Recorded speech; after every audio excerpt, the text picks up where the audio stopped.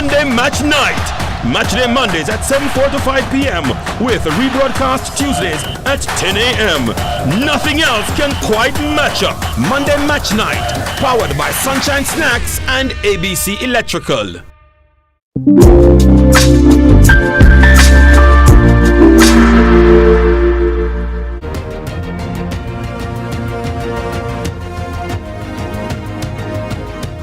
No woman has represented the constituency of Southwest St. Anne in its 66-year history, and historians know, and those who watch the politics closely, that it's decidedly JLP territory. But don't tell that to Danishka Williams, the PNP caretaker, unveiled recently as the party's standard bearer in the seat. She's taking dead aim at victory, and she's very confident that she'll be only the third PNP MP since 1959 to walk to Gordon House as Member of Parliament for Southwest St. Anne. That's what we'll tackle on Lead Story this evening. We'll speak to Danishka Williams, and at the end, we'll look at the recent labor force numbers released by the Statistical Institute of Jamaica showing that unemployment has fallen to a further record low. This is Lead Story on this Wednesday. Let's start the show.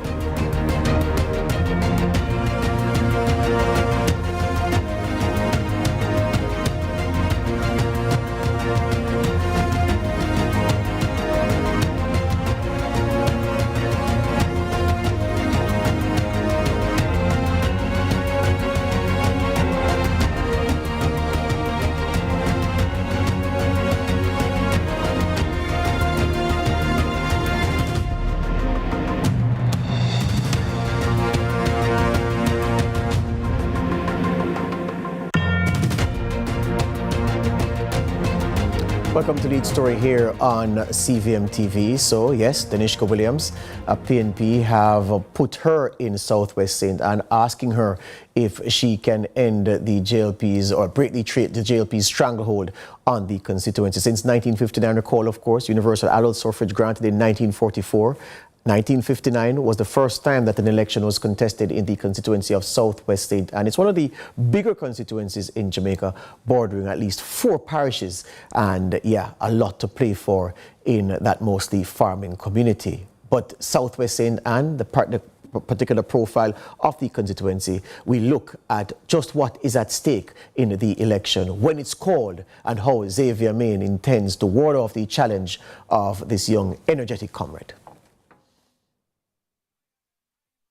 Dancehall and expletives. Those were some of the highlights of the rollout of the PNP's Southwest St. Anne caretaker, Danishka Williams, at a recent meeting. Williams, a well-respected communications professional and entertainment practitioner, rolled out plans for the constituency, which involved plans to reform entertainment, tourism, and agriculture. We want to focus a little bit on agritourism because I have some of the best farmers in the island. We look at St. Elizabeth and say the farmers are great, but I want you to also look at Southwest St. Anne and speak about my farmers here, because when they bring them produce when I walk in the communities, I am amazed. And I need better access for my farmers. The time it takes them to travel from their farm to Brownstown Market or to Kingston or another market is absolutely ridiculous, and them need better. Williams took aim at the political pedigree of her opponent, Xavier Main. The current Member of Parliament, I want to refer to him as the outgoing Member of Parliament. He has served as Junior Minister in the Ministry of Labour. Shahini Robinson has passed, may God rest her soul, and he was never considered for the top spot, right? He served as the Minister of State in Security, and no matter how Chang failed with him, couldn't get the work. He has served in the Minister of Finance as State Minister, and Nigel, no time come, and Nigel gone, and Xavier was never considered. Why should we consider Xavier for the top spot? Williams admittedly is not from the area, but quipped, a response to her detractors, making it clear that she had family roots in the constituency. I hear him walking around the place asking where this pretty girl come from. I'm born in Kingston, but my mother come from here. So when him going around, him can go find out where in what town my mother come from. But when him go up in Boroughbridge, if him have the courage to reach up there, him can go find the different Williamses around the place and say where Danai Williams come from. Williams is the daughter of well-known PNP activist Danai Williams. The rollout was overshadowed by the roster of artists who hijacked the political spotlight, with some charging violent lyrics and others using expletives from the political platform in which the party leader and general secretary were present. The former PNP-YO vice president is one of the latest candidates marred by controversy. Williams' own history with the current Rise and Go with Golding campaign has been bumpy, with Williams being one of the many leaders of the YO who resigned alongside former President Crystal Tomlinson. As the PNP seems to get its ranks in order, can Williams deliver a victory for the orange column for Southwest St. Anne? Well, she's locked in and ready to go on the other side of this break. This is Lead Story on CVM TV.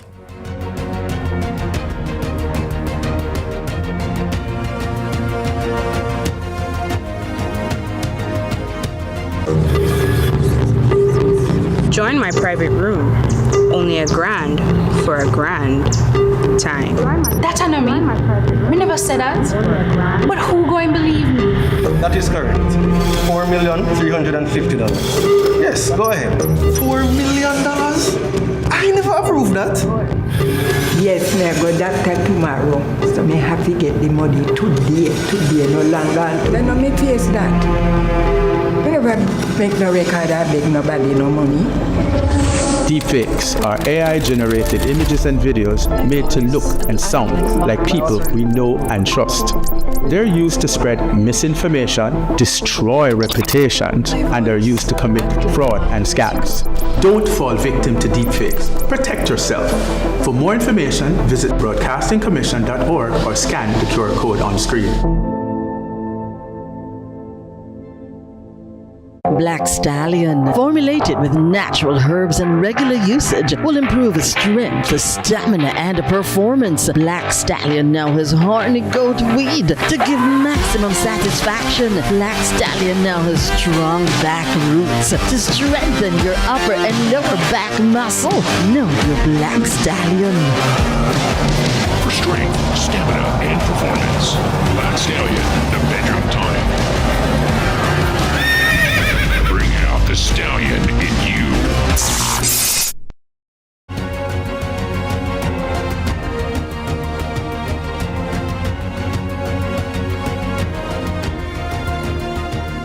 All right, so Danishka Williams is the lady that the PNP will be depending on to win Southwest St. Anne for them as they plot a course back to Jamaica House in general elections set to be called this year, due by September. We all know that. We also know that Southwest St. Anne traditionally has been a JLP seat since 1959. For all but 2 elections, the PNP have been beaten. They won in 1997 with Glenville Shaw, and they won in 2011 with Keith Walford. Walford served only 1 term. Xavier Main has been in situ since 2016 when he beat Valentin Wint first up, and he is primed, he says, for a 3rd term. Danishka Williams says, your time ends now. She joins me. Good evening, Danishka Williams. Welcome to Lead Story on CVM TV.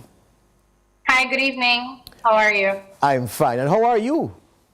I'm great. I'm actually in my constituency. I paused the walk to do this interview here. I would expect so. All right. So Jamaica is watching you this evening, Danishka Williams, and they know about your relationship with the PNP from the YO days, and you would have been raised in the party. Of course, they know about your father, but they don't know much about what it is you bring to the table as an MP in waiting. How do you answer that question? What do you bring to the table as MP in waiting for Southwest St. Anne?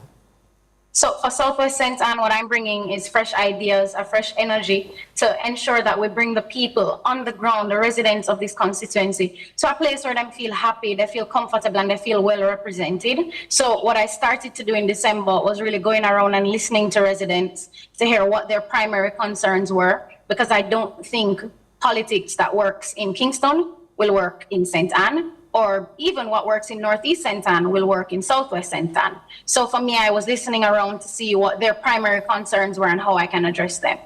In 2011, Keith Walford gave an interview to a Gleaner reporter, Carl Gilchrist, it was, Danishka, and he said, look, the problems in this constituency are immense, especially where water and electricity is were concerned. He spoke about promising light in Douglas Castle and not being able to deliver it in the time that he wanted because, of course, state agencies were slow. So I put that to you to ask, this is an immensely difficult place to win. It's a difficult place to provide the benefits to. Why did you take on this task at this stage of your career, knowing that you probably could have been useful for the PNP elsewhere? Boy, when the GenSec put it to me, I said, let me do some research before I give you an answer. He came back, he said, time is going, we know election soon call. And I said, just give me a minute, let me do some research. I spoke to my mom. Most persons know my dad, but they don't know my mom and the work my mom has done politically. So I spoke to her and she said, you know, go for it, consider it as doing it for your grandma. My grandma is actually from Wattown. That's where she was born and raised. And I said, give me another chance to speak to the persons on the ground and the persons who have represented before. So Comrade Walford and I had a lengthy discussion, you know, and I told him, I'm not here to waste time. So if you don't think it's doable and it's possible, then tell me, don't waste my time. You know, his daughter and I went to school together. So what I asked him for was complete honesty. And we ran through it, we ran through the numbers, we ran through the communities to see what was promised, what has not been delivered. And I said, you know, I think people deserve better and I think people deserve representation from persons who can show them genuine love and care. You know, so I said, I'm up for it. You know, oftentimes people looking to win the support of voters, they go and they fling, I won't even put it as delicately as throw, they fling a range of promises at them. I'm going to do this, I'm going to do that, I'm going to do that. I haven't done that. I'm not saying you've done that, but people have done that. So here, the question is this. Having assessed the needs in the constituency, and you say you have family there, so you would have known about the things even before you started to take seriously this task of running. What are the three most serious needs in the Southwest St. Anne that you believe you have a system, you have a plan to address? Okay, the most immediate needs that the residents have raised with me are road, water, and additional opportunities to earn an income. You know, my farmers in particular, I have some serious plans that I want to go through with them to see how I can ensure that they earn more and that they find a better way and an easier way to move their products from farm to market. In terms of the roads and the water situation, again, Walford said in 2011 that at that time it would have taken upwards north of 500 million to do all was needed in the constituency to bring water into the nooks and crannies, and there are many nooks and crannies in Southwest St. Anne. Perhaps you haven't done a money estimate, but you can look up... No, I haven't done a costing. Yeah. But what I've done is I've spoken to different key players in the constituency, and we've identified locations where we can try and see how we can get water to residents. If you look at South Trelawney, there's a way in which Comrade Patmore has been doing it. And I said I would try to see if I can just see if it's possible to push the water up to this side because we share our road. You know, so if he's doing it, I said, let's sit down and meet and map it out and see how we can start there. And that's something I can start before I win. Yeah, and you know, perhaps one of the advantages you have, Danishka, is that you're not going into somewhere where there are affluent places and paved roads and all these amenities. You're going into a place where there's dire need in many areas, but still the people reward the JLP cycle after cycle. What is it about Southwest St. Anne voters and their love for the JLP that you can overcome on election day? So the feeling that I get on the ground, it does not represent what you said. I know what the numbers have said election cycles ago. However, the feeling I get on the ground, they're ready for change. I think when they look at it, they've had a member of parliament for 2 terms. And what they're saying is, he was born here, he was raised here, but there's so much that we have not seen done. You know, so they're willing to give someone else a chance. They're willing to give the PNP a chance. Well, I certainly hope you're right, but the numbers don't lie. 59 about not Gallimore. He repeated the next election. His son Neville did 6 terms. 83 election was a walkover. Xavier Mean has been there for 2 terms, and no PNP MP has got more than a term in Southwest St. Anne, and they've only been 2. No woman, so you'll be breaking new ground. It's an awesome task because when you look across the 4 divisions, where do you suspect that you will have the most difficult chance to convince people to give you the X on election day across those 4 divisions? Well, that's not something I'll be disclosing on air. because, I mean, that's not something I'll be disclosing on air. But I've been going through the 4 divisions of this constituency. The reception has been amazing. I've shared bits and pieces of it on social media. There's a lot that I have not shared. You know, the business community, they've been treating me well. The young people, the old persons. I feel like there's some communities that them refer to me as like a Porsche. You know, so listen, the love I've received, it's amazing. I would actually want to invite you and your team one day to come and see, you know, but if you also look at the numbers, it's 2-term JLP, PNP, 2-term JLP, PMP in the last couple of election cycles. So 3 times the charm. 3 times the charm. How it goes. And 3 is the number of the divisions that the JLP won on local government election day. The PNP won only 1. So again, I was trying to fasten your business by asking you where the support for you is across the 4 divisions. But all right, we are very likely to take you up on that invitation to come into Southwest St. Anne to see what is happening and to see the scale of the challenge in front of you. But Yes. as we go, Danishka Williams, for those who are saying, yes, a beautiful woman, educated, not born in the constituency, she's just come here, and, you know, I don't hear anything that will convince me to change from what I'm used to doing, which is vote for the JLP. What do you say to that person who is of that frame of mind today as we are speaking? To that person, I'd ask them to look around and tell me if they're happy with what they see now, happy with the development that they've seen, happy with the promises that have been made and have not been delivered on from the current member of parliament. And then if they're not happy, give me a chance, because I do commit that I will start the work now. Whatever I can get done now before I win the election, I will be doing it. I've been meeting with residents or persons who want to, they have chicken coop and it's empty, they want chickens in there. So we'll be helping them to get those things done. The farmers have identified that, look, we don't want no money from you. We want some fertilizer. Can you get us some seeds? So writing letters begging those things on their behalf because they feel neglected. You know, burial has destroyed a lot for our farmers and they feel neglected still. So I'm here to help. So give me the opportunity to help you, and I promise you won't be disappointed. Hear you on that. Wish you all the best, Danishka Williams, and my producer will be working to see how we can organize a trip up to Southwest St. Anne. Yes, thank you so much. You're welcome. Danishka Williams there, the PNP caretaker for Southwest St. Anne. After the break, the latest labor force numbers.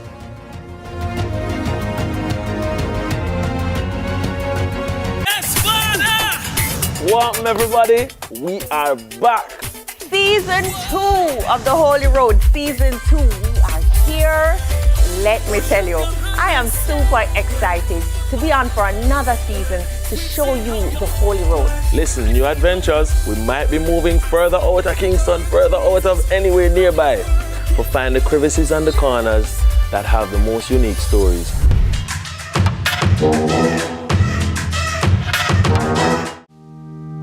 Truth is, HIV affects everyone. Truth is, avoiding care leads to a weaker immune system. That means you could get really sick. The truth is, the hardest pill to swallow isn't the medication. It's the problems that follow when you don't take them. Let's get through this together. Remain in care. You can live life to the fullest with HIV. And that's the truth. A message from the Ministry of Health and Wellness.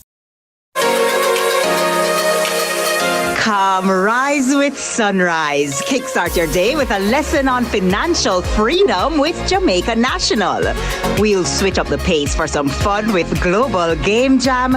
Then the kiddies take over in Kids Unfiltered, brought to you by Sunshine Snacks. We'll strut to the sunrise runway in Styling It and wrap the fun with your CVM watch list update. You've never seen a sunrise quite like this.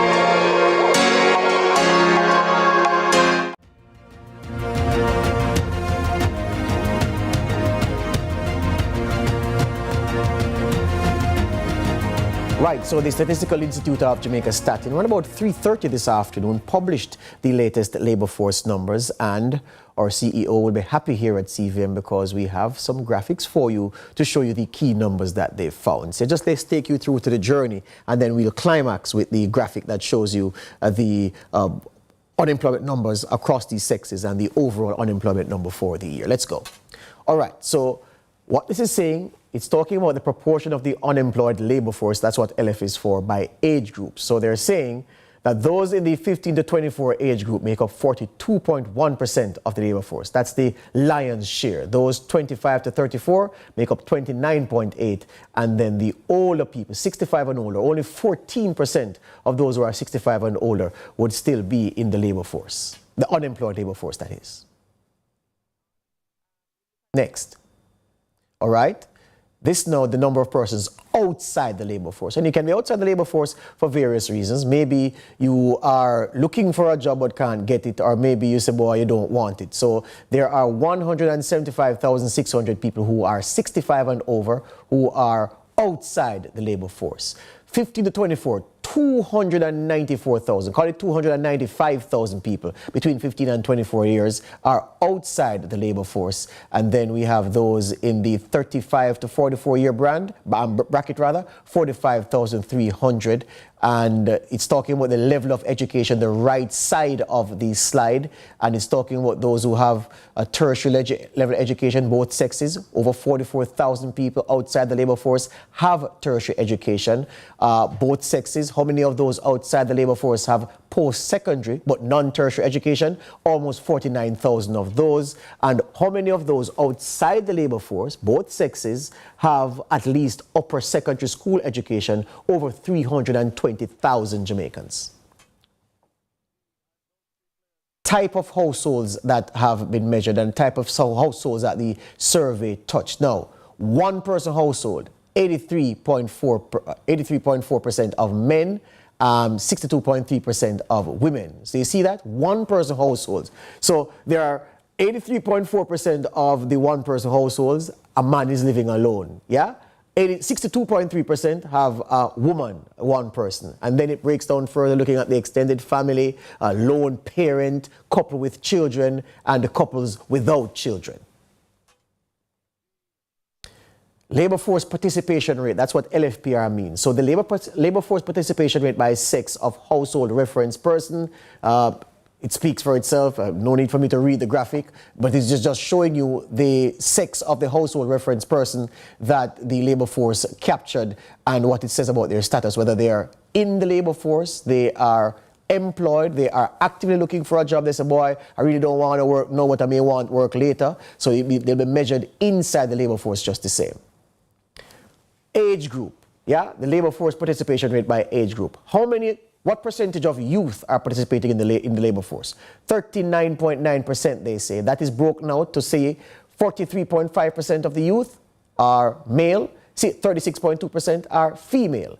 Those of prime working age, together, men and women, 85.9% of them are in the labor force. Broken out, 91.6% of the prime working age cohort is made up of men, 80.5% females, 25 to 54 years. And it talks about, of course, those who are pre-pensionable and those who are at pensionable age, like one of my videographers here, one done. But carry on.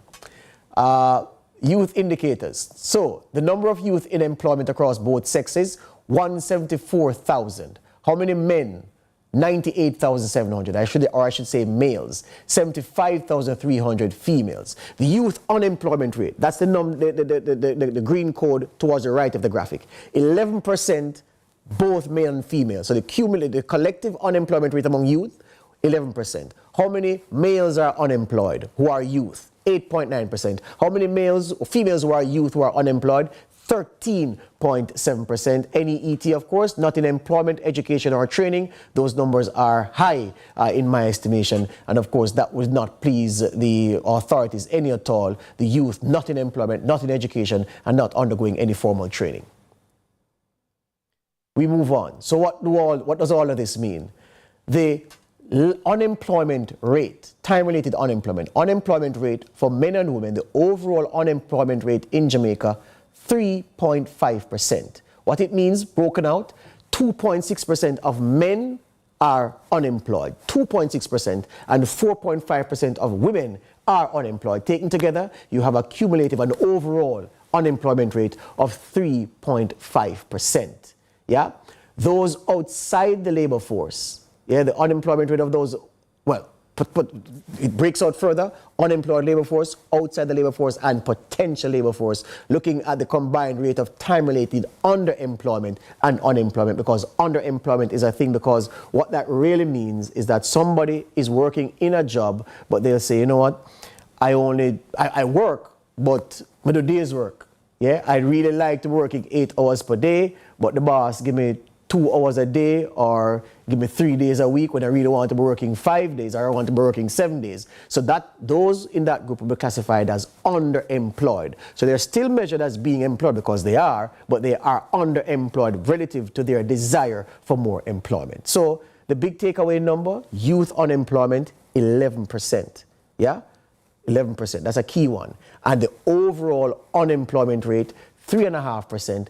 What it really means is that for those who are able to work and are actively looking for a job, only 3.5% of those people do not have a job. Yeah? For those who are able to work and who are actively looking for work, only 3.5% of that number is unemployed, is effectively what the rate is saying. Yeah? So those would be good numbers for those who are looking at those things to see the level of unemployment. Statistically, the country is at, the economy rather, is at full employment.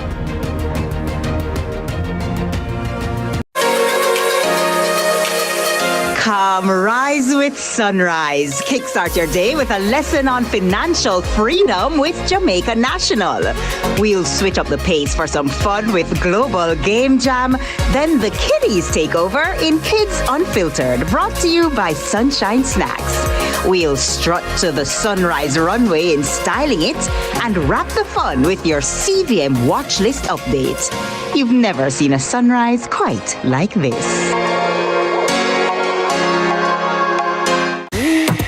We are back for season 2 of Corner Office. Back to school time. We are highlighting small businesses, hardworking Jamaicans who are doing their own thing in their own spaces. People who are in their role, bossing up their role. Let's go! Let's get it. It's not if you own the company or not, it's how you own the role. I feel like I'm patient right now. Guess what? It is your Corner Office. Season 2, bigger and better. And guess what? You don't think it's not yet? Check it out. We're the end of the place. Undercover. Easy yourself.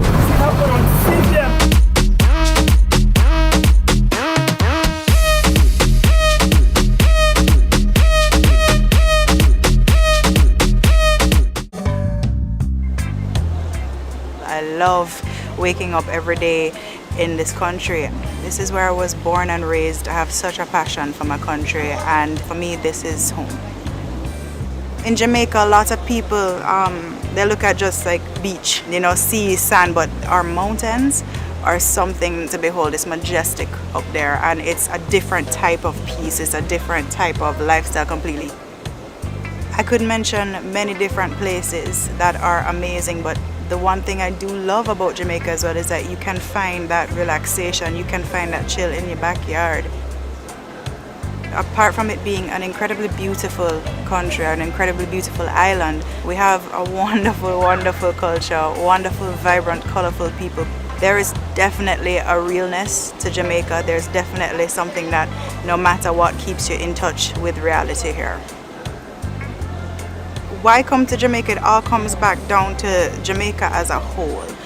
The food, the music, the culture, the people, the climate. Come out and meet us, come out and experience what Jamaica has to offer.